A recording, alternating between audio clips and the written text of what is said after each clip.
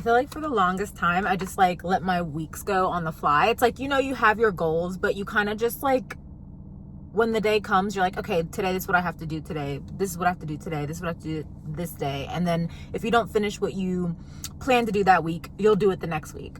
But I have, since I've dropped down to part-time in critical care, which has been, I can think now, I can breathe now. I have more empathy and patience, right? But Sunday is my sacred day. Obviously, I sleep after I get off of work Saturday night, and then Sunday I'll plan my week. And what I mean by that is I set my intention, and I do this during the day as well. So when I wake up, I set my intention for the day, do my declarations, read my word, spend some time with God and get in his presence so that I'm led by his presence all day. And then I just recently started honoring Sunday as like my rest day / set my intention for the week, so that there's certain things I want to get accomplished by the end of the week.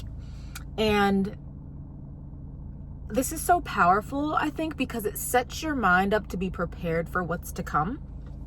It also sets you up for knowing what's a priority and what's not. This is how we get distracted through the week, because things do come up, obviously, things that are like emergent. I'm not talking about that, but things will come up that were not in the plan, and maybe you really could have set them aside for the following week. But if you set your attention for the week, then your brain is always filtering out, okay, this will serve me this week and this won't. So I've become just so much more productive in doing this. I plan all my assistant's tasks on Sunday, so that then on she has like she knows what she's going to do for the whole week. Now, she's been with me since the beginning, so she pretty much knows like our basic day to day. But as we're growing and expanding, as I'm focusing more on vision and we're doing more partnerships and reach outs, etc., there's been stuff that I've needed to add. So I set our goal for the week, and then we kind of get on the same page and implement it. So just as important as it is, I tell my girls this all the time, to start your day in the presence of God, to start your day decreeing and declaring. Lately this week, I've been just reading Psalm 91 over everything that God has me a steward over for protection. Just the way you would command your day so that you're not full of distraction. I think that bigger picture, you have to do it for your month, which is why we do monthly prayer call for Her Promise Circle, our community, and for your week. So to set your mind on, okay, this is my goal for the week, and not just like for business or your ministry, whatever, but also for personal goals and in life, and things that need to get done in your personal life, your health, etc.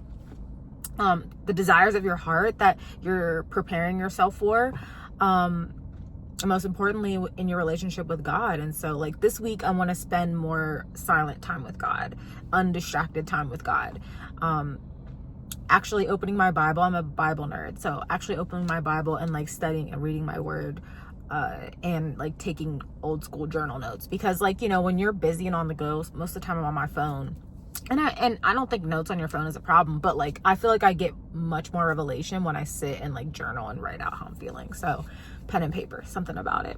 But that's my goal for the week. So example, so setting your, personal relationship, goals, setting your business goals, setting, just plan for the week so that you don't get sidetracked. So that is my pro tip. That's what I'm about to do. I'm going to go to Starbucks and work because the office is closed today. On Sundays, so we'll go to Starbucks and get some work done and plan for our week, only for like 2 hours, that's it. And then I spend the rest of the night just kind of chilling and relaxing. I'm gonna take a hot bath, all that stuff. But pouring into yourself is more and more required. My mentor reminded me of this. The more that's required of you, the more you expand, which is a blessing. I mean, you're praying for growth, right? More is required of you, and so you have to be more intentional. You have to be a better steward. You have to have a tighter relationship with God, because I'm telling you, as you grow and get the things that you're praying for, you need more of God. And that's how you know you're in purpose with him, because it draws you to him. It brings you closer to him. Just like a relationship, knowing that's from God, it draws you more to him. And she was like, remember to pour into yourself, because you've been busy, girl, and we have, and it's a blessing, and I'm grateful. But just wanted to give a pro tip. Plan your week. Plan your week goals so you don't get distracted, and do the same thing for your day. Wake up, decree, declare, Get on the same page as God. Ask him to reveal things to you that he needs you to do, and stay on track.